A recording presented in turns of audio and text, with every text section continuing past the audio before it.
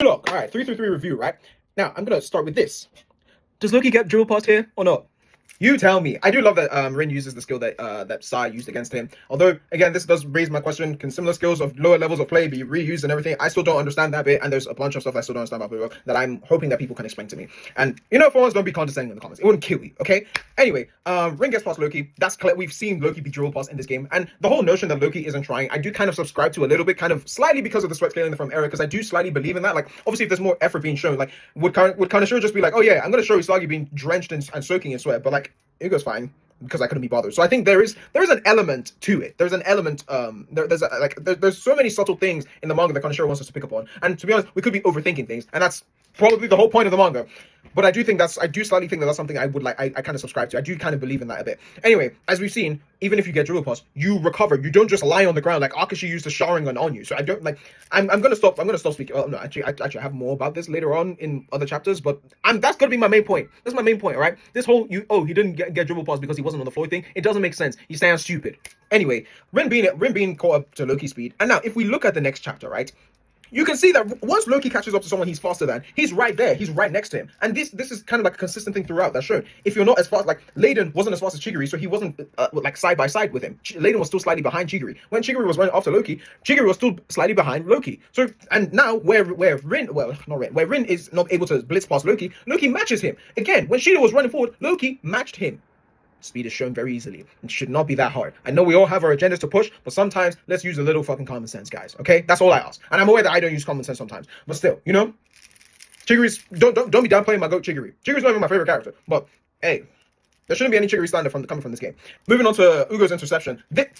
Tell me this nigga like Ugo knows what he's doing. Piccolo will be proud because look at the motion Ugo has. I also think we got some beautiful like art from Kaneshiro Nomura from like this entire arc, like mini arc within the arc. Like this game has so many aura moments and so many beautiful moments. So, like if you didn't like it, fair, but I had such a good time. The interception of Ugo from Rin's shot. I want you to notice that like this is a chance. Like Rin took this chance, even though he's being marked by two people. There's one person in front of him, and there's still Loki trying like marking him. This is kind of a second crack in the Bluelock team because our number one has now not only missed a shot, but it's been deflected. And it's been deflected and it's not even gone near goal. This creates the opportunity for the corner. Now, another thing I want people to realize is that, like, when Ugo is speaking to Isagi, most of the time it's like when they're not even near the ball. Like, there was at no point was like Ugo, there was a point where, like obviously when they have their first confrontation, where he's speaking right at Isagi. But, like, from that point onwards, it was mainly, like, in these little down moments where, okay, we have a corner and the ball's gone out, or, like, Isagi and Ugo are slightly far away from the action and everything, and Isagi's about to intercept, like, is waiting for a pass or something. Anyway, this is another place where Isagi cracks again. He realizes that his inadequacies, like Ugo showing like his further inadequacies and showing that the individual abilities that they relied on, like even Rin, even Rin can't like get past Loki. Even Rin's shooting, what's called accurate shooting, can't get past Ugo.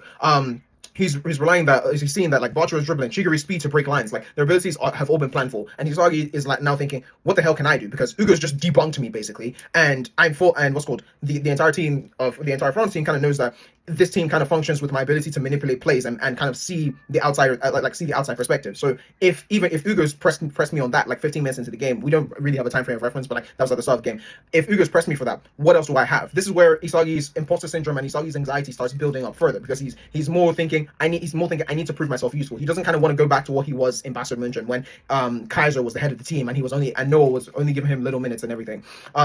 He's kind of scraping to find like what his identity is within that team and drowning further in not only the restriction of the light that he's been brought into, but drowning further in France's dominance. Now, from this moment here with this panel, right? Firstly, they all look cold. Like bringing out 100% performance. Oh my, this is cold. From this realization of Isagi here, they lost the game. They instantly, like, I know narrative, like, we all knew that they were not going to win against France, and some people saying they were going to draw. Like, I was always of the mindset that they were forever going to lose this game, and they would have to get their get back, right? Beyond, and I think they lost here beyond the narrative perspective. Isagi's inability to see past his own shortcomings in that moment is what kind of leads his imposter syndrome to kind of, that lies deep in him to kind of break his game and kind of, like, dampen his mental fortitude. Because one thing with Isagi is that whenever he's realized he's outmatched, he's always kind of tried to see the wider picture. If you remember that amazing panel where Isagi's like, my brain is on fire, I'm so fucking awesome, right? Isagi was able to see was monitoring the entirety of the pitch and gassing himself out doing that. At no point does he do that. And that's especially shown from A, when he tries to take that shot, and B, when he tries to take his second shot, and Rin comes and steals it. I think that Isagi downright doesn't feel like he should be number one, and that's like, he doesn't feel right as number one. It doesn't feel right to him because, again, if you remember his anxiety when he was holding his hand, he was like, "This is fucking terrifying." Like, he's never been at a point in his life where he's like, where he has everything. After the NEL, he was joint number one. Everyone kind of viewed him in this new light, and that light was killing him. That light is restricting Isagi because Isagi is mainly thrived from the shadows, just like Kuroko. I'm not saying they're the same character, but I'm saying there's similarities, and they're both good character. Isagi's anxiety, like, and him shaking and saying this is terrifying, and like, he's been further drowning in that restriction ever since that moment, ever since the end of that Nigeria game from that play. And Ego did warn him about it. So I would say Ego's kind of goated for that warning. And that warning was also part of like Ego kind of seeing himself again in Isagi, where he created such an not unrealistic play, but such a high level creative play that kind of reminded Ego of his time in those 7 minutes. And it's like, don't fizzle out, and you're going to cause kind of like disparities within your team. Isagi's whole thing is using others as tools for his own adaptation and to manipulate the entire field. Like when he used Yukimiya. So what does he? The question to Isagi in this moment is like, what does he now do when he's not adequate enough to have the confidence to be able to adapt to someone like Ugo, who instantly broke down his weapons, and when he can't properly manipulate the field because everything else is so dominating over anything he can like even perceive, right? Like at this point, he has no confidence, like, to allow his brain to work in a way that allows him to think about around things like that other people can do, or how he can break up other people. Because again, that's why I say that image of Isagi kind of like being, we just need to work with our individual talents, and we have formulas for this. That's why those like Chigiri and Bacho are very important in that moment. It's all kind of like, and I feel like it's all kind of been laid out around us, like from the start of Bluelock, like even from and I say that Yukimiya bit, where he used Yukimiya bit so much, because obviously Yukimiya is one of the first people he used like within the NEL. Like, he wants to win, but he doesn't fully believe he deserves to be at this point that he's reached, which again, down to his imposter syndrome, down to his inferiority complex about the people around him. Because while he's like, yes, I have this one thing, he's also like fully aware that this isn't enough for where I want to be. It's almost like his goal is kind of what's killing him, is like inside. His anxiety mainly stems from that imposter syndrome of where he is, stemming from that point, like that point all the way back in the start of the chapter, where he's like, I wanted to be like her, I wanted to be the one to score the winning goal, I wanted to win, but he couldn't, and that kind of like created that entire environment for how he's mapped himself out, to run away from that point rather than like face that loss essentially. Now, Ugo kind of calling Bluelock strong and still discussing about like, this is how far they go. I love that. Like, and I see that many people call Ugo's theory BS, but he's also not entirely wrong, because yes, the talent is from them, and like Ego is creating a garden for their talent to grow, but that's still the first step. I don't think Ego is wrong or Ugo is wrong. However, at the top level, they really like what Ugo is trying to show them is that like, individual talent isn't enough, and that's exactly why football is a team sport. Individual talent can only carry you so far. We saw that in Inter Milan versus Barcelona, when Lamine Yamal was doing all he could, but they still lost 5-4. We saw that again this year, where Yamal did all he could, but they still lost to Atleti. Individuality will only take you so far, and that's kind of like another thing that you need to think about in Bluelock, because while we're all strikers, you also do need that aspect where you can work with other people as well. And another thing I've seen is that they need to merge these philosophies. They need to merge the suitability and the egoism together in order to create new levels of play, which Karasu kind of does and I always say Karasu pseudo does this. He doesn't fully do this, because only Isagi would fully be able to do this, and I'll explain much later. Ego gives them like, and I think this is the best explanation I can give for like this whole merging of theories is with Baro. Ego gives Baro the room to explore wanting to be the king. Baro's kind of always wanted to be the king, but now Ego gives him a further environment where he can like create a separate side of himself to like have something beyond just being the king. After he becomes the king, he wants to create a style of football that allows multiple kings to kind of show up, and he can crush each and every one of them, right? He wants to crush the new challengers to help him escape from this trap of suitability, essentially, and that's why he then uses Karasu and everything. What Isagi hasn't realized yet, because he doesn't fully know what his true ego is that he's constantly reviewing your inadequacy and feeling inferior is going to compound his imposter syndrome. That's what he still hasn't understood, because he still probably doesn't fully realize that he has it. He wants to win, he wants to be the best, but that will isn't enough. He does still need to merge that with other things. Whereas you could say that like him dropping into an 8th position or a 6th position to kind of manipulate the field in prior games was him doing that. I slightly disagree, because Isagi was doing that because he needed to get over a line. Whereas here now he doesn't want to go back to what he once was. Essentially, he thinks that I need to progress beyond this. If not, what truly do I offer as a striker? These are the things that like are kind of going through his head. And then that 1%. Now, like, I want you to remember this line. This one whole 1% lock, because Ugo never says my word is fact. Like, this is just Ugo is more like, this is what I believe in, at least. Like, he does still like recognize the whole luck factor. Like, but him like being like, this is what I believe, essentially, at the end, I think that's like the main thing that I took away from him, implying that like he's open to see what Isagi will do, and open to see open to be wrong, or open to see like Isagi's opposing ideals. But because Isagi drowns so much in restriction in this game, Ugo's more like, okay, you don't really have anything more than this, and that's why he's kind of like why it kind of looks like Ugo just like, while he did dominate Isagi, but it looked like Ugo just kind of dog walked in the entire game.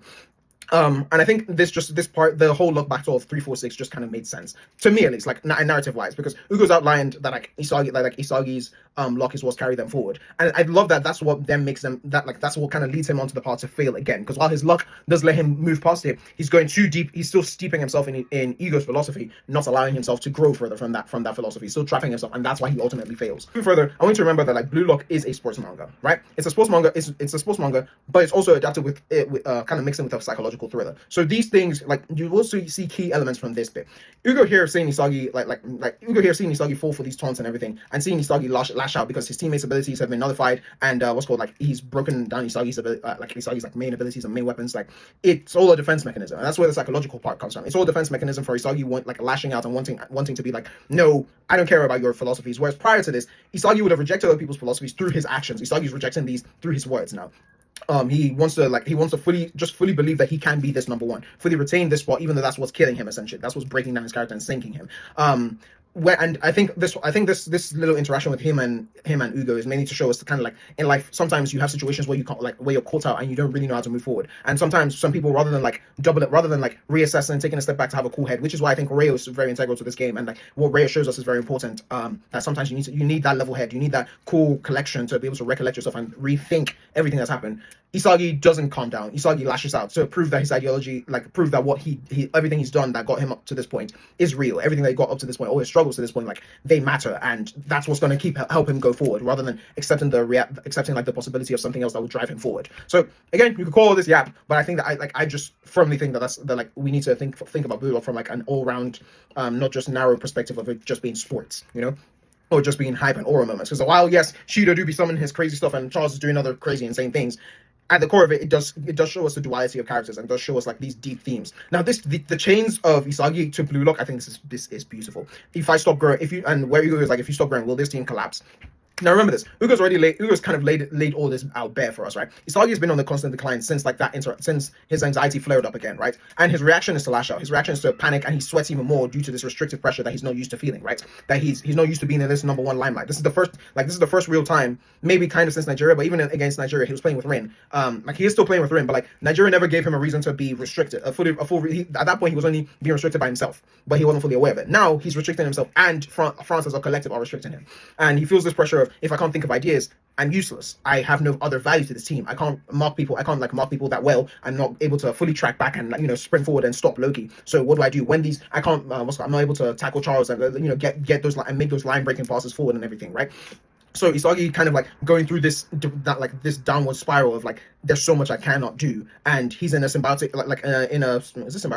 system where he's like, I need to prove my worth. If not I revert to where I was when I was on the bench for no one Noah. He's kind of like trying to escape that version of him, escape the versions of him that in the past, where he has to sacrifice being in that main striker position in order to help the team, in order to allow him to progress. He believes that now that I've achieved number one, I should be able to stay here. I shouldn't have to go back into those positions, right? I should be able to be this focal point and manage all of this. And this mentality is what hampers him further. Even though before he was in that freedom of a shadow, essentially. Now the light of restriction is killing him. Like he doesn't realize that this light of being number one is a poison to him.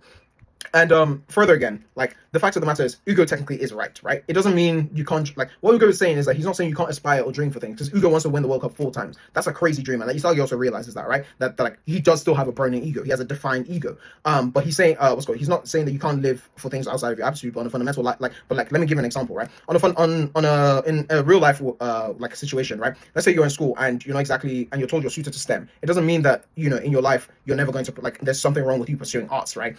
Even though you're unsuitable to it, it may not work out fully. It doesn't mean that, like, you're a failure if you can't find, like, a true path of success. And remember, beyond this whole being a football manga and everything, again, I will say this is psychological. You do need to think further than that, right? What Ugo represents is kind of like that teacher that is like, you won't be shit, but like, and the scouts saying like, scouts being like, Steph Curry would have never made it to the top because he's not physical enough or anything, right? Not saying it's too small to play, but again, you can consider this as yap. You can say I'm talking nonsense. That's fair, but that's just kind of how I see it.